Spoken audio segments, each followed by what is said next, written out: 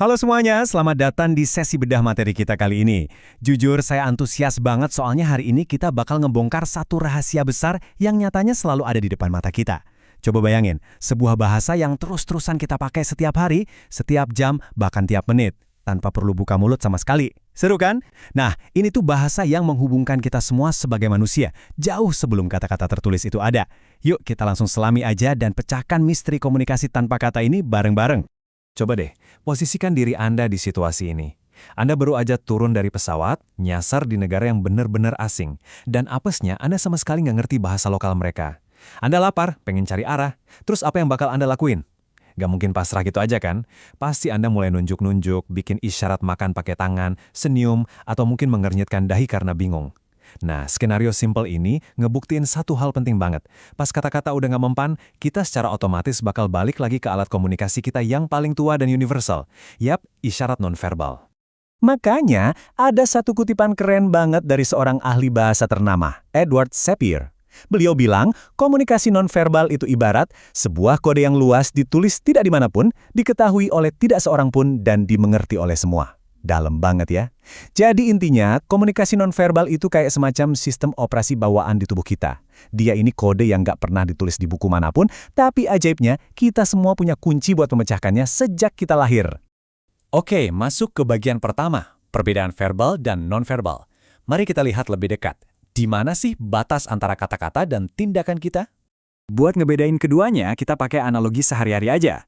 Komunikasi verbal itu ibarat Anda lagi ngetik pesan WhatsApp ke bos. Anda kan pasti mikir dulu, sengaja milih kata-katanya, langsung pada intinya, alias simbolismenya rendah, dan bahasanya terstruktur. Anda pegang kendali penuh nih. Nah, sebaliknya, komunikasi nonverbal itu ibarat Anda nggak sengaja numpain kopi panas ke celana. Anda pasti langsung tersentak, teriak kaget atau melotot spontan. Nggak direncanain sama sekali kan? Pesan ini tuh sangat abstrak atau simbolismenya tinggi. Orang yang lihat harus tahu konteksnya buat paham Anda ini lagi kaget, marah atau kesakitan. Dan pastinya nggak terstruktur. Jadi komunikasi nonverbal itu seringnya bocor gitu aja dari tubuh kita, tanpa bisa kita rem. Lanjut ke bagian kedua. Kita akan bahas praktek kinesik dan proksemik di kehidupan sehari-hari. Nah, disinilah kita bisa lihat yang namanya kinesik beraksi.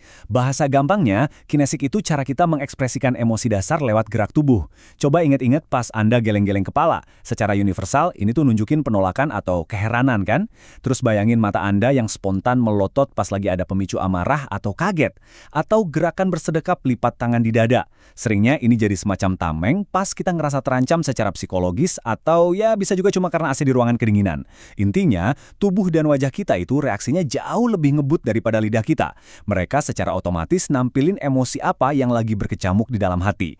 Selain gerak tubuh, kita juga main di dimensi ruang, atau istilahnya proksemik. Gini, kita semua tuh ibarat bawa 4 gelembung tak kasat mata kemana-mana buat ngatur tingkat keintiman. Pertama, jarak intim.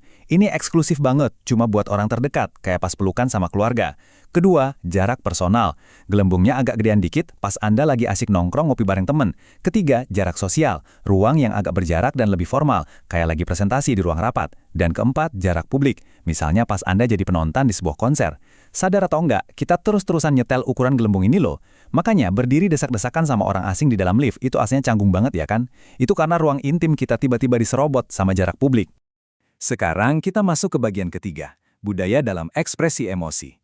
Kita bakal lihat gimana lingkungan tempat kita tinggal ngebentuk cara kita berekspresi. Faktanya, komunikasi nonverbal itu benar-benar nggak bisa dipisahin dari yang namanya budaya.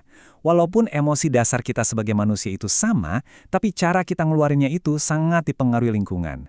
Ambil contoh, kontak mata. Di budaya barat, natap mata lawan bicara itu dinilai sebagai tanda percaya diri dan ketertarikan yang tulus. Tapi di beberapa budaya timur, natap langsung mata orang yang lebih tua malah bisa dianggap nggak sopan atau bahkan nantang otoritas. Ukuran gelembung jarak tadi juga beda-beda loh. Di negara-negara Mediterania, ngobrol jarak dekat itu tanda kehangatan yang lumrah. Tapi buat orang di Eropa Utara, jarak sedekat itu bisa bikin mereka risih karena ngelanggar ruang personal. Jadi, sebelum kita menilai isyarat diam dari seseorang, kita harus pakai kacamata budaya mereka dulu. Terakhir, bagian keempat, fungsi komunikasi dalam keseharian. Yuk kita lihat gimana teori-teori ini beneran ngebentuk interaksi kita sehari-hari. Ada satu teori yang menurut saya paling menarik, namanya teori equilibrium atau teori keseimbangan. Simpelnya gini, kita itu diam-diam selalu pakai ruang, sentuhan dan waktu buat tawar-menawar dalam setiap interaksi. Coba bayangin, ada rekan kerja yang gak dekat-dekat amat sama Anda, tiba-tiba dia duduk mepet banget di sebelah Anda pas lagi makan siang. Otomatis Anda pasti bakal sedikit geser menjauh, buang muka, atau lipat tangan kan? Kenapa coba? Karena tubuh Anda lagi sibuk kerja keras balikin keseimbangan biar situasinya nggak canggung. Tubuh Anda tahu kalau jarak sedekat itu tuh terlalu intim buat ukuran hubungan sosial kalian yang sebenarnya. Tuh kan, tanpa disadari, kita ini sebenarnya negosiator ruang yang handal banget. Nah, seorang ahli bernama Peterson ngerangkum semua negosiasi ruang dan gerak tubuh tadi ke dalam 5 fungsi utama yang kita jalani tiap hari. Pertama, kita pakai nonverbal buat ngasih informasi, kayak nunjuk arah ke stasiun. Kedua, buat mengekspresikan keintiman, contohnya usapan lembut di bahu temen yang lagi sedih. Ketiga, pengaturan interaksi, kayak ngangguk-ngangguk atau ngasih jeda napas biar lawan bicara tahu kalau sekarang giliran mereka ngomong. Keempat, buat kontrol sosial. Pernah kan ngasih tatapan melotot ke anak-anak yang berisik di perpustakaan? Nah, itu dia. Dan yang kelima, ngebantu pencapaian tujuan. Misalnya pakai nada suara yang berat dan mantap pas lagi presentasi, biar klien makin yakin. Percaya deh, detail-detail kecil ini melayani tujuan yang sangat krusial dalam dinamika sosial kita. Luar biasa ya, dari cara kita kaget, seberapa dekat jarak kita sama orang lain di dalam lift, sampai gimana latar belakang budaya mewarnai isyarat kita. Semuanya itu adalah bagian dari kode raksasa yang secara insting kita pahami. Jadi, buat nutup pembahasan visual kita hari ini, saya mau ngasih tantangan kecil nih buat Anda. Setelah ini selesai, coba deh perhatiin interaksi pertama yang Anda lakuin hari ini. Perhatiin gelembung ruangnya, perhatiin gerak tangannya, atau jeda bicaranya. Pesan diam apa yang bakal Anda temuin di percakapan Anda berikutnya. Teruslah belajar, teruslah mengamati, dan sampai jumpa di eksplorasi materi kita selanjutnya.